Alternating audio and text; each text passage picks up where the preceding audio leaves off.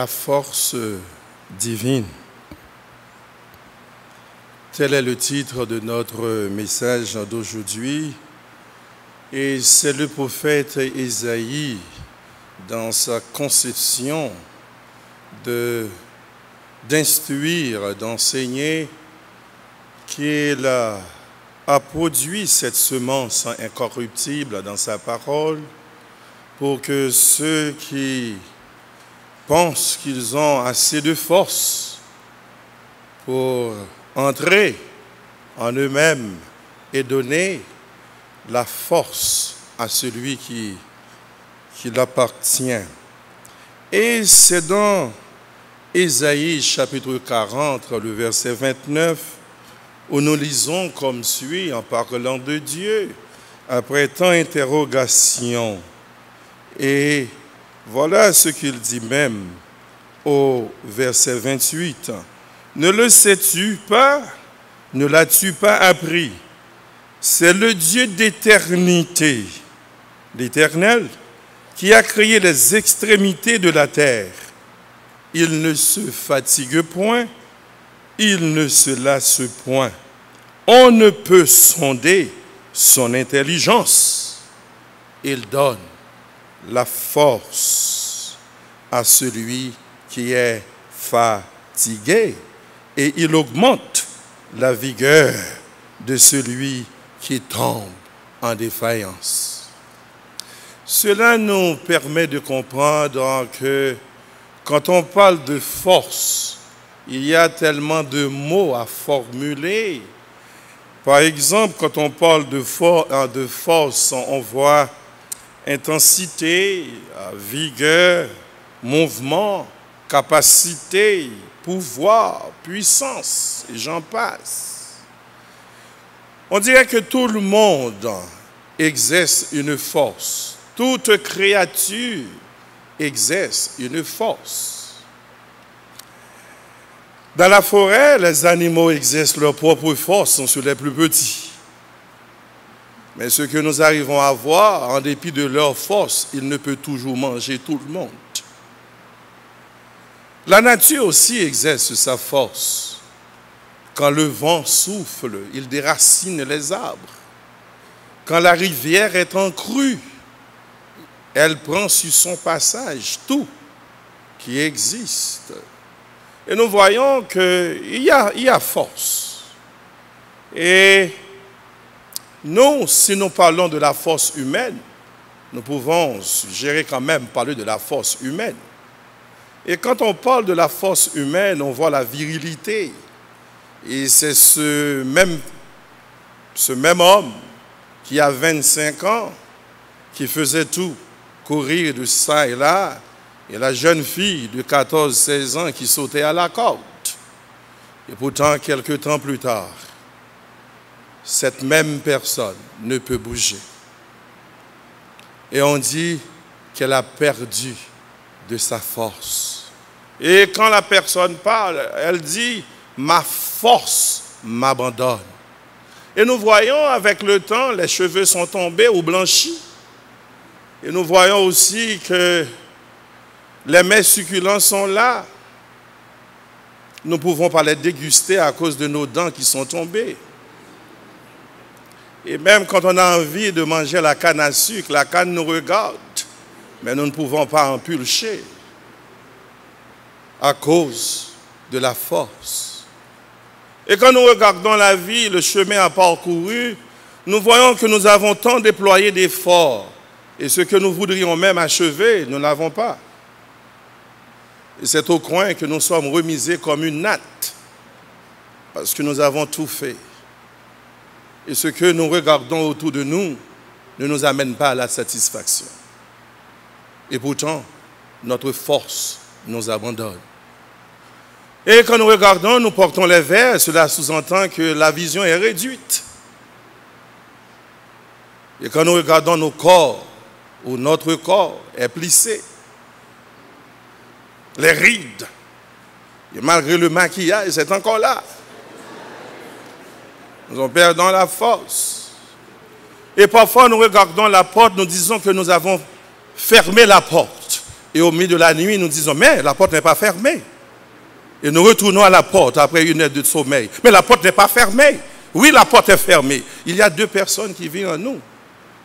Et nous regardons que notre mémoire commence à s'épuiser. Nous avons perdu de la force. Nous ne pouvons même pas en souvenir la nourriture que nous avons dégustée 3 jours de cela, dans la même semaine, que nous l'appelions yesterday, the day before, or before yesterday. Et nous ne pouvons pas en souvenir. Notre mémoire s'épuise et se réduit. Et voilà pourquoi, dans le domaine même, on parle beaucoup de force. Et nous voyons que la force humaine, en dépit de leur intégrité, en dépit de tout ce que nous faisons ou disons, la force n'est pas vraiment à l'homme. La force est à Dieu. Ainsi, nous nous épuisons et nous nous réduisons avec le temps. Le temps nous tue et le temps nous terrasse. Et nous ne pouvons pas combattre le temps. Il est là pour nous juger, pour nous évaluer, pour nous réduire, même si nous sommes insolents. Alors la force est à Dieu. Et de même dans plusieurs domaines, on dirait que tous les domaines de la terre, les sciences, parlent aussi de la force. En physique, on parle de force, de force parallèle. Pour lever une force, il vous faut une autre force. Et cette autre force qu'on appelle, c'est le levier. Nous n'avons pas dit que dans le levier du 3e genre, le point d'appui se trouve dans la résistance. On parle en génie civil de force qui est en béton armé. Les colonnes, on ne peut pas construire sans béton armé et sans des colonnes. Force! Le monde parle de force. Et quand un homme arrive à siéger dans une position, il parle de force. Parce que pour lui, il est autosuffisant. Force. Parce qu'on va prendre à la lettre ces mots. Il a le dernier mot. Force. Quand on dit fusiller, c'est fusiller. Force. On parle de force gouvernementale ou la raison d'État. On parle de la force économique, car l'argent n'a pas de couleur comme l'éducation. Quand quelqu'un a beaucoup d'argent, tout le monde le respecte parce que cette personne a une force. Et pourtant, en dépit de toute force, il y a des expressions. Aujourd'hui, un fin intellect, quand il parle, il représente une force. Il représente la grammaire, si c'est le français. Et quand il parle, tout le monde porte attention parce que c'est un fin intellectuel. C'est une force. Voilà pourquoi on parle de la capacité intellectuelle. Et de même, il y a des expressions comme coup de force, degré ou de force, force majeure. On ne finira pas en ce moment de parler de force. Mais ce que nous arrivons à comprendre, quelle que soit la nature de la force, elle s'épuisera un jour. Mais cependant, la force en Dieu, la force divine est permanente. Quand Dieu vous donne la force, c'est fini. Même au milieu de la pauvreté, on ne peut expliquer comment quelqu'un trouve de la force. Ah, même les vieillards, le corps ne peut faire autant de choses, mais dans l'âme, il y a de la force. Les cheveux sont blanchis, c'est vrai, je ne peux pas me déplacer, mais cependant, quand je prie, je fais déplacer le ciel jusqu'à terre. Parce que je peux secouer le royaume des cieux à cause de cette force que j'ai en moi. Bien aimé, il y a la force. Alors j'ai fini par comprendre qu'en dépit des connaissances que nous savons, des connaissances que nous achevons, accomplissons sur la terre, il n'y a pas de force que la force divine. Bien aimé, que vous soyez intelligent, riche ou pauvre, vous allez dormir. Et qu'est-ce que vous allez faire pendant que vous dormez? Rien. Il y a une force qui vous regarde. Il y a une force qui siège au-dessus de vous. Alors j'ai besoin de cette force. Et cette force, c'est la force divine. La force économique passe, la force physique passe, mais pas la force qui est en Dieu, quand Dieu vous assied, vous êtes bien gardés. Car celui qui veille sur Israël, jamais ne s'endort. Nous avons besoin de force. Vous ne pouvez pas pouvoir vous regarder disant, oh, je ne suis pas riche, je ne suis pas un fait intellectuel. C'est ces choses qui passent. Mais quand vous avez la force divine, parfois vous n'avez pas imaginé quand Dieu habite en vous. Vous avez de la force. Et quand cette force vit en vous, cette force vous vivifie. Même si le corps descend, mais l'âme, l'esprit se vivifie. Et vous êtes toujours fortifiés. Ce n'est pas ceux qui craignent autour de vous, mais cette force demeure en vous. Et quand cette force divine est en vous, vous êtes disposés à aimer, à pardonner. Tout est là. La force divine.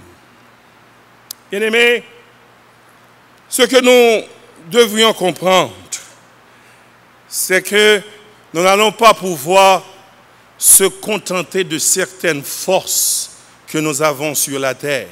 Car nous sommes venus après la force. Et nous vivons un peu de temps dans la force. Et nous allons laisser la terre avec la force. Alors voilà pourquoi, si vous êtes intelligent, vous devrez accepter la force divine. Combien de faits intellects, des hommes de grande dignitaire, qui ne savaient même pas où ils sont actuellement. Et je disais le plus souvent, que si vous voulez voir, évaluer l'homme et son existence, vous n'allez qu'à visiter les nursing homes. Moi, je croyais, quand je venais aux États-Unis, quand on parlait de nursing home, je croyais que c'était un endroit que résidaient toutes les infirmières. Et je regardais que ce n'est pas là, au contraire, c'est le revers. Ce sont des hommes accablés, des femmes qui sont terminées, que leur force les abandonne. Et il y a des gens qui viennent justement prendre leurs soins. Ils ne savent pas si aujourd'hui c'est dimanche, si aujourd'hui demain ce sera lundi. Ils ne savent pas même l'habit qu'ils portent. Vous voyez comment nous finissons? Alors, si vous êtes sages, apprenez à contenter cette force qui est en Dieu, cette force qui n'est pas humaine, cette force qui est au-dessus de toutes les autres forces. Ainsi, Dieu parle dans Psaume 66 au verset 3b.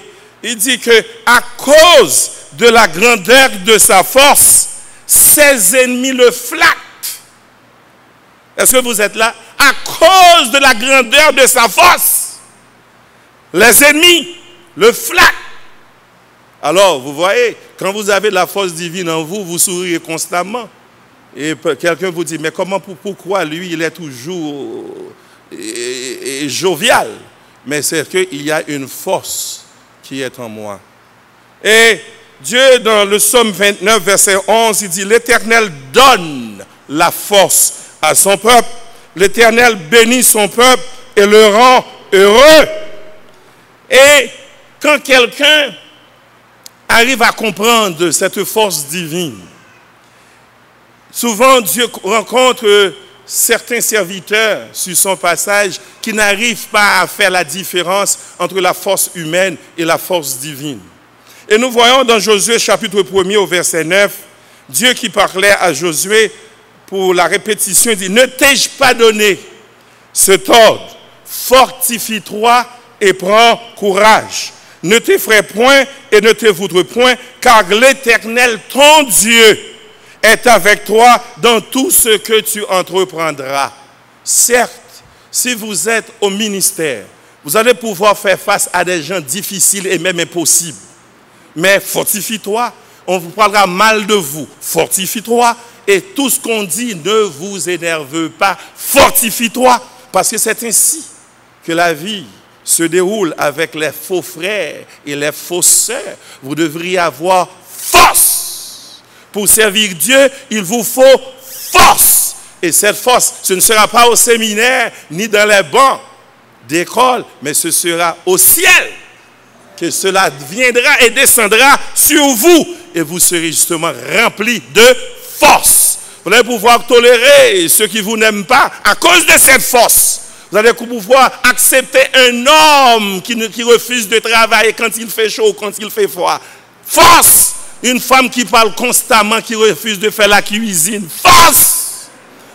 Alors vous voyez, et cette force, c'est Dieu seul qui peut vous la donner.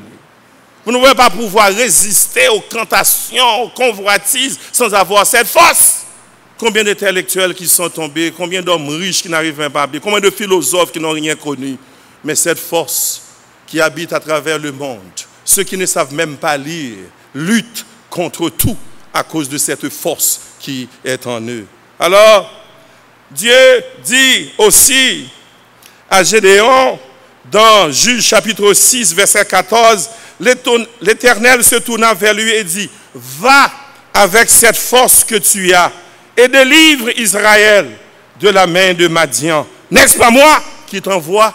Quand Dieu vous envoie, il vous donne tout ce dont vous avez besoin. Force en toutes sortes, en mission, force. Dans la calamité, force. Parce que c'est lui qui donne toute forme de force.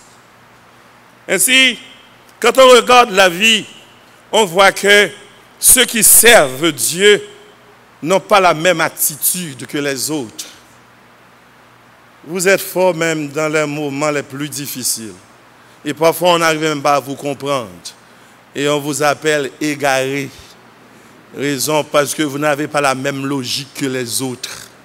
Parce que vous êtes si différents, on vous appelle religieux, au petit pasteur, au gros dame missionnaire, parce que vous vous sentez si élevé avec Dieu. Et pourtant, c'est une force qui est en vous.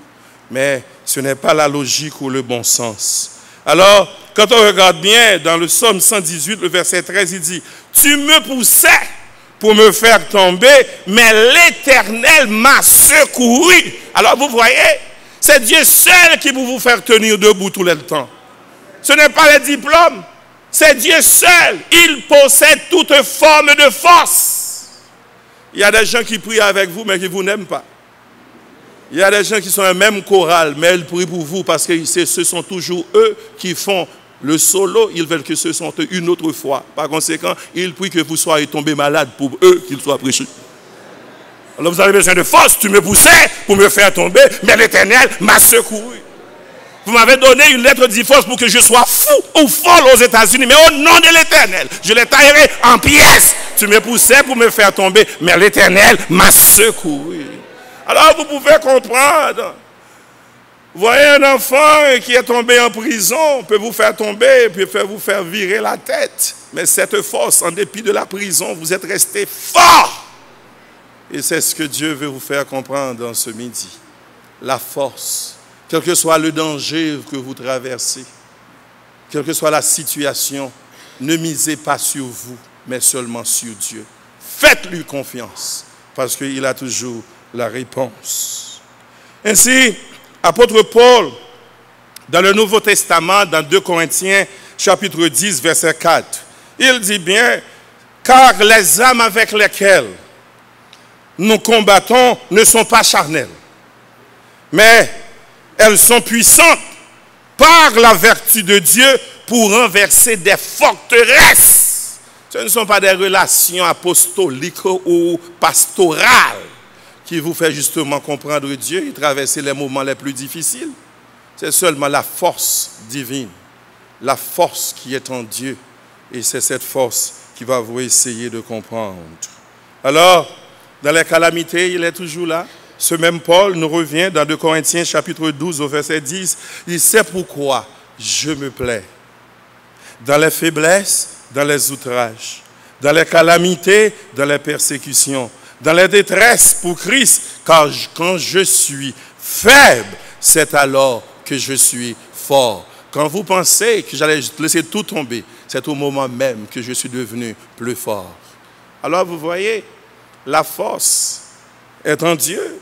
Alors Dieu, pour sceller cette force, dans Actes chapitre 1er, au verset 8, maintenant il dit ouvertement, mais vous recevez le Saint-Esprit survenant sur vous et vous serez mes témoins à Jérusalem, dans toute la Judée et dans la Samarie et jusqu'aux extrémités de la terre. Force devant tous ceux qui vous haïssent, Force devant ceux qui vous attaquent de près ou de loin. Force dans le champ de travail. Force à l'hôpital. Force même quand vous paraissez au tribunal. Force. C'est ce que Dieu fait. Il vous a donné une puissance, c'est-à-dire une force. Ainsi, chers amis, parler de force, parler de la force divine est tout autre chose. Et voilà pourquoi il est important que nous regardions à travers la Bible les différentes manières que Dieu exerce sa force. Je vous propose à comprendre que la force de Dieu domine toutes les forces, que ce soit la force physique, que ce soit la force politique, que ce soit la force ésotérique ou mystique, Dieu domine sur toutes les forces. Alors regardons quelques exemples. Dans 2 Rois, le chapitre 2, au verset 11, la Bible nous dit que quand Élie devait se joindre à son Dieu, Dieu du haut du ciel fait descendre un char de feu. Pour faire quoi? Pour venir chercher Élie, son serviteur. Avec force, il a déclaré à la terre, il a contrôlé toute la terre. Il a dit à Élie, viens me trouver. Où? Sur le char. Quel char? Char de feu. D'où vient le char de feu? Du ciel. Force. Mais comment expliquer cela? La loi physique parle de la gravité, de la pesanteur. Comment un char de feu peut rester suspendu dans l'air? On dit que toute force suspendue, il y a une autre force qu'on appelle gravité, là où la pesanteur, que cette force doit descendre. Alors que ce char de feu reste suspendu en attendant que son serviteur monte. Il n'y a aucune force qui peut expliquer cette force. Alors cette force de la terre n'est rien devant la force divine. Le char de feu est suspendu. Où est Pythagore? Où est Thalès? Où sont-ils ces scientifiques que nous respectons? Quand Dieu agit dans sa force, il met à la disposition toutes choses et fait voir la science comme nulle. L'autre, dans le même spectacle, comment se fait-il que Élie n'a pas de zèle? Et pour monter, où est l'ascenseur? Où est le levier du deuxième genre? Il n'y a pas, quand on a contact avec Dieu, quand Dieu exerce sa force, on n'a rien besoin sur la terre. C'est Dieu qui mène les événements. Alors nous voyons Élie dans un coin d'œil. Élie laisse la terre suspendue pour monter, pour joindre quoi? Le char de feu. Quelle science! La force divine. Devant la force divine, tout genou fléchit. Parce que c'est Dieu qui a la force. Et la force de Dieu, c'est oui et amen. On ne cherche pas à expliquer la force de Dieu. Quand Dieu agit, c'est seulement un de silence. Force. Dans ce même livre, au 2 Rois, chapitre 6, au verset 6, la Bible nous dit que les hommes préparaient une maison de prière pour Élisée. Et subitement, sur le fleuve où ils coupaient le bois, la hache ou le fer est tombée justement dans le fleuve. Personne ne pouvait voir le fer parce que le fer était plus profond que l'artibonite.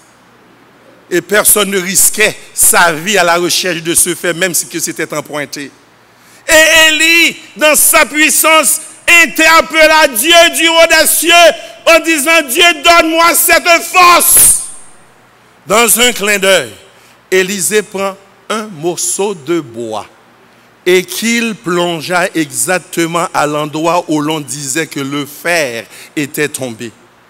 Subitement, le fer au profond du fleuve est monté à la surface. C'est pas qu'il voyait, le fer a percé la distance du fleuve pour monter jusqu'à la surface. Mais comment cela se fait-il? Par la force de Dieu. Comment expliquer cela? Je n'ai pas de mots. Et que dit la science? Je ne vois rien. Il n'y a pas de formule pour expliquer ce phénomène. Un fer qui remonte à la surface de l'eau. J'aime Dieu. Non seulement parce que Dieu, ce qu'il fait, il fait ça dans la lumière. Ça, ce n'est pas une vision. Le fer reste suspendu. Il donne le temps à Élisée pour l'attraper. Ce n'est pas apparaître et descendre. Le fer est resté suspendu sur la surface de l'eau.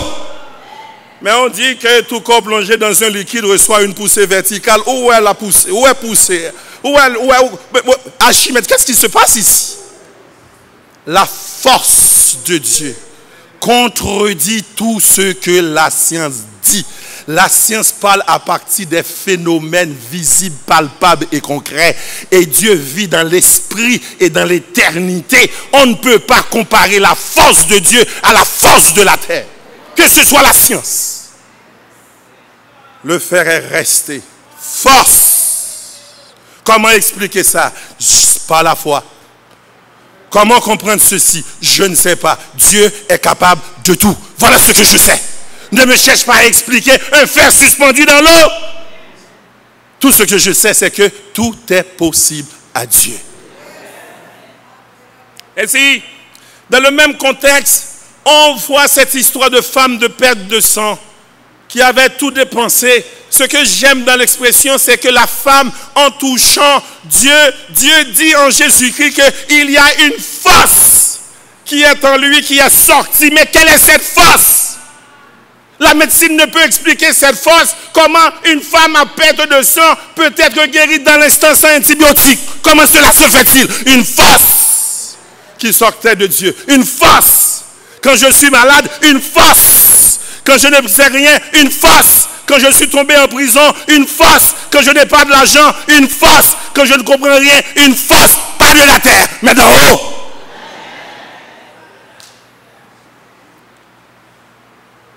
Souvent, quand nous regardons notre force musculaire, nous n'arrivons pas à comprendre aussi cette histoire de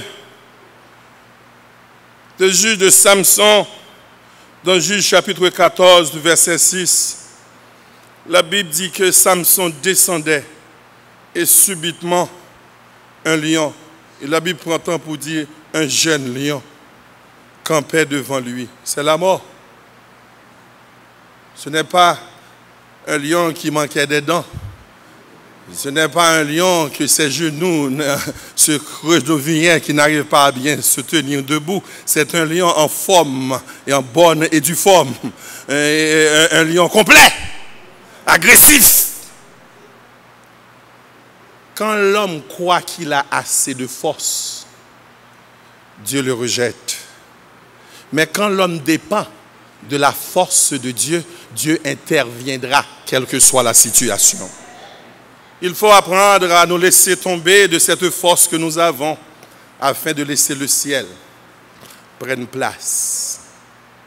Samson ne se souviendrait rien de ce que disait Dieu, mais ce qu'il savait, c'est que Dieu est celui qui peut tout faire. Et qu'est-ce que nous avons appris?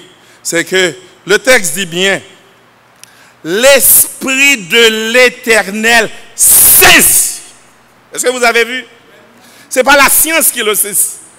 Ce n'est pas sa connaissance, ni ses relations avec les hommes. Oh! L'Esprit de l'Éternel, dans le langage aujourd'hui, le Saint-Esprit. Vous recevrez le Saint-Esprit. L'Esprit qui est en Dieu saisit Samson. Dans les moments les plus difficiles, nous avons besoin de la force de Dieu. Nous saisit. Dans les jours les plus difficiles, que cet esprit nous saisisse. Mais quand l'Esprit de Dieu vous saisit, vous serez étonnés de voir comment sa force en sera agitera. La Bible dit que l'Esprit de l'Éternel saisit Samson et sans avoir rien à la main. C'est ce qu'il fait. Samson déchira le lion comme on déchire un chevreau. Alors vous voyez, vous pouvez déchirer les problèmes. Seulement avec la force divine. Vous pouvez changer les ennemis avec la force de l'ennemi. Avec cette femme qui parle constamment, avec la force de Dieu. Avec ces enfants qui vous entourent, qui font des choses malhonnêtes. Avec la force, avec ce mari insolent. Vous pouvez toujours tout régler avec Dieu. Alors, nous avons besoin de force. Et c'est ainsi que souvent les Haïtiens, même Bible en main, ont peur de franchir certains lieux sous prétexte « Oh, ces gens-là ont trop de force mystique.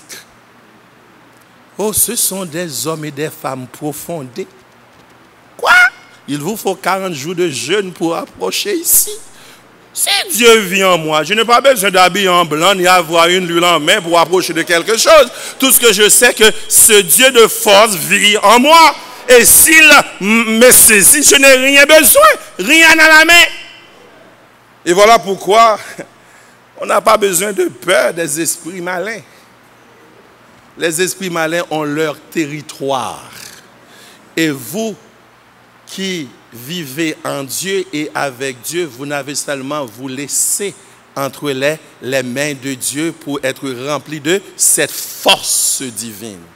Je n'ai pas besoin de savoir si les grands-pères et les grandes-mères servaient les lois les plus profondes. Tout ce que je sais, c'est que je vis dans un territoire qui n'habite des choses purifiées et sanctifiées. S'il y a un esprit impur, il ne peut franchir ici parce que c'est un lieu saint. Par conséquent, la force qui est en Dieu va réagir. Alors, Dieu dit bien, non seulement la force est à lui, il donne aussi la force à ses serviteurs. Voilà ce qu'il dit dans Luc chapitre 10, verset 19. « Je vous ai donné le pouvoir de marcher sur les serpents et les scorpions et sur toute la puissance de l'ennemi. » Quelle que soit la façon de l'ennemi, la puissance de l'ennemi. Marchez sur l'ennemi. Quel que soit. Alors, si vous êtes en Christ, vous avez de la force. Vous n'avez pas besoin de vous avoir une Bible avec souligné en rouge ou de faire quoi que ce soit escorté par un pasteur de renom.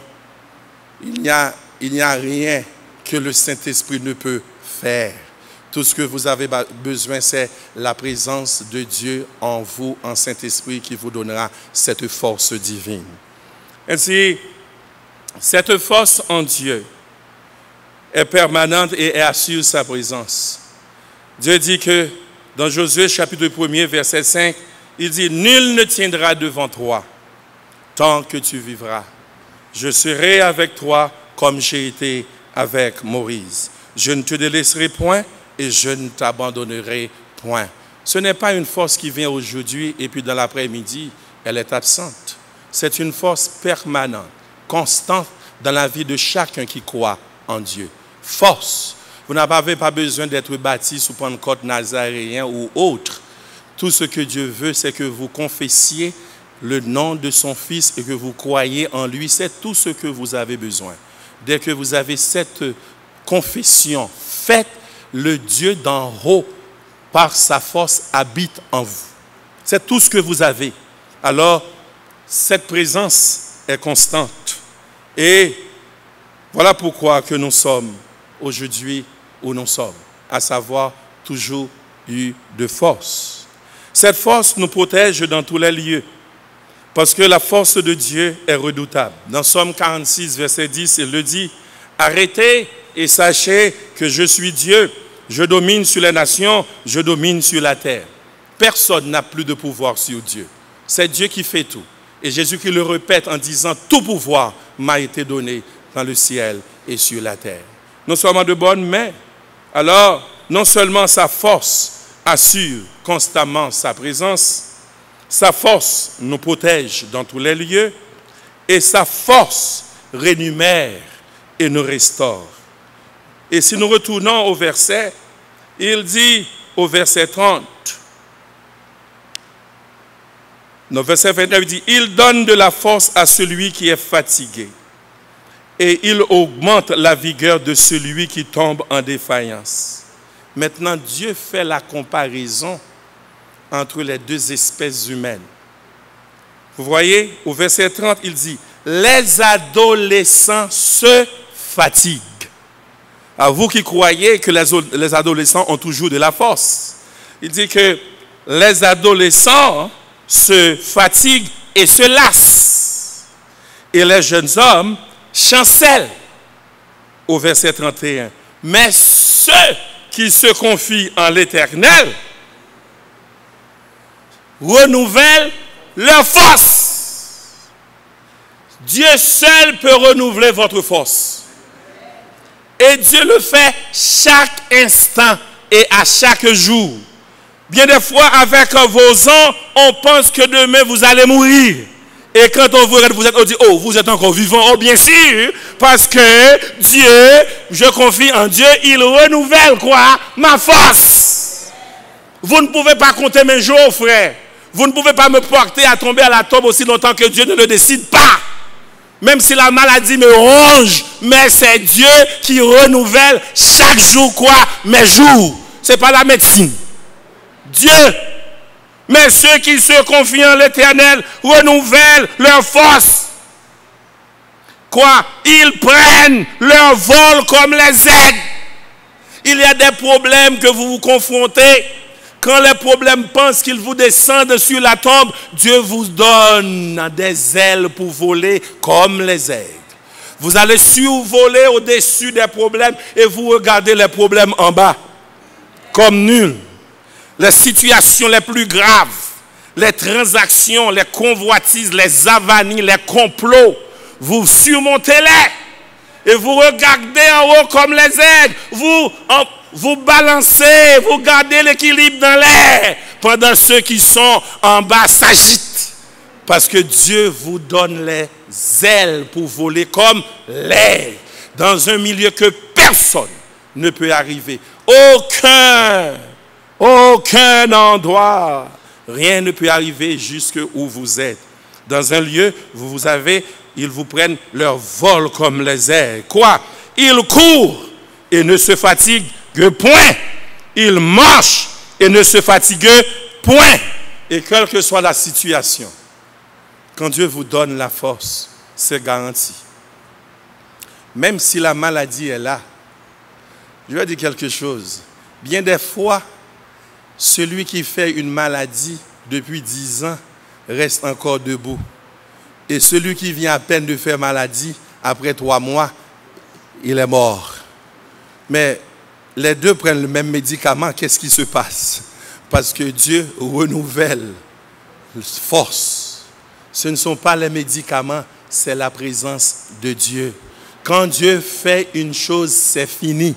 Quand Dieu vous donne la force, c'est fini. Ne cherchez pas à comprendre comment votre délivrance a été accomplie. Tout ce que vous savez, c'est que Dieu vous donne la force. Avec les enfants mal élevés, la force. Avec les coups de jet des autres, la force. Avec la maladie qui est en vous, la force. Avec tout ce qu'on dit de vous, force.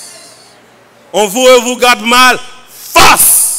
On dit que vous avez dit, vous avez bien quand vous avez dit, force. On vous met en quarantaine, force. La maladie est venue, force. Les esprits viennent d'Haïti, force. Le patron vous renverse chez vous, force. Et l'église vous met en quarantaine, force. On dit mal de vous, force. Alors vous criez comme suit, si Dieu est pour nous, qui sera contre nous, force. Et s'il vous plaît, je puis tout par celui qui me fortifie, force. L'ange de l'Éternel campe autour de ceux qui le craignent. Il les arrache au danger, force. Je ne mourrai pas, je vivrai et je raconterai les œuvres de l'Éternel, force. Dans les calamités, force. Dans le désert, force. Dans la pauvreté, force. Devant l'injustice, force. Force. Force. Force.